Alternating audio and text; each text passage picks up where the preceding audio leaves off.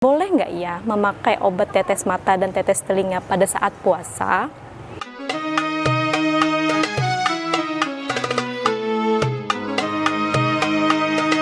Assalamualaikum warahmatullahi wabarakatuh.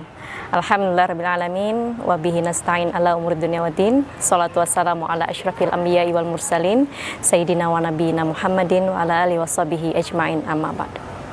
Alhamdulillah, kita dipertemukan kembali di bulan suci Ramadan ini. Alhamdulillah, segala puji bagi Allah, kita dipertemukan kembali di bulan suci Ramadan ini, bulan yang penuh dengan keberkahan dan penuh rahmat. Salat serta salam tidak lupa kita aturkan kepada junjungan kita Nabi besar Muhammad SAW, kepada keluarga, sahabat, dan seluruh umatnya hingga akhir zaman. Sobat Ramadan, tentu kita ingin menjaga betul-betul puasa kita. Tentu kita ingin puasa kita sempurna. Akan tetapi dalam praktiknya bisa jadi ada kondisi-kondisi tertentu seperti mata perih, telinga gatal, sehingga muncul pertanyaan, boleh nggak ya memakai obat tetes mata dan tetes telinga pada saat puasa? Secara umum, puasa berarti adalah menahan diri dari makan, minum, dan hal-hal yang membatalkan puasa. Dalam kajian fikih, hal-hal yang membatalkan puasa, salah satunya adalah memasukkan sesuatu dalam 5 lubang atau 5 rongga. 5 rongga tersebut adalah yang pertama hidung, mulut, telinga, tempat buang air kecil dan buang air besar. Nah, lalu bagaimana hukumnya menggunakan obat tetes mata di saat puasa? Terlebih misalkan ada terasa pahit di tenggorokan pada saat diteteskan tersebut. Nah, menurut ulama, mata itu tidak termasuk dalam rongga yang 5 dan tidak membatalkan puasa. Adapun rasa pahit yang dirasakan pada saat diteteskan obat mata itu terjadi karena mata punya saluran air mata yang tembus ke tenggorokan, yang tembus melalui hidung dan turun ke tenggorokan sehingga terasa pahit. Nah, hal itu wajar dan tidak membatalkan puasa. Sama halnya ketika kita mandi, kita bisa merasakan dingin dan segar pada saat mandi karena air itu meresap melalui pori-pori kulit kita. Nah, dalam hal itu artinya kita tidak secara sengaja memasukkan air ke dalam rongga tadi, akan tapi dia teresap secara tidak sengaja oleh pori-pori atau celah yang ada di tubuh kita. Nah, lalu bagaimana hukumnya menggunakan obat tetes telinga pada saat puasa?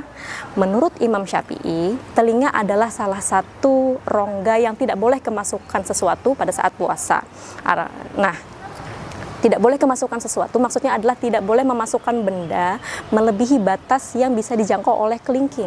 Jadi kalau misalkan masih di dalam batas yang bisa dijangkau oleh kelingking, maka menurut Imam Syafi'i tidak batal. Akan tapi jika lebih dari yang bisa dijangkau oleh kelingking, maka menurut Imam Syafi'i batal. Nah, karena itu bagi orang-orang yang sehat hendaknya menjaga hal-hal ini. Tapi bagi orang yang sakit dan perlu pengobatan dan dalam keadaan kondisi yang darurat dan mendesak, seseorang bisa mengambil pendapat selain dari mazhab Imam Syafi'i yang membolehkan, contohnya seperti mazhab Imam Malik dan Imam Ghazali. Tentu keringanan ini tidak bisa dipermainkan karena urusan ibadah ini tidak bisa disembarangkan. Nah, jadi tentu keringanan ini tidak bisa dipermainkan. Untuk urusan ibadah memang harus benar-benar dijaga. Keringanan hanya bisa dipakai pada saat benar-benar diperlukan. Namun jika ingin lebih tenang dan mengambil sikap wara atau kehati-hatian, penggunaan obat tetes mata dan tetes telinga itu bisa digunakan pada saat malam hari, misalkan pada saat sahur atau pada saat sesudah berbuka puasa.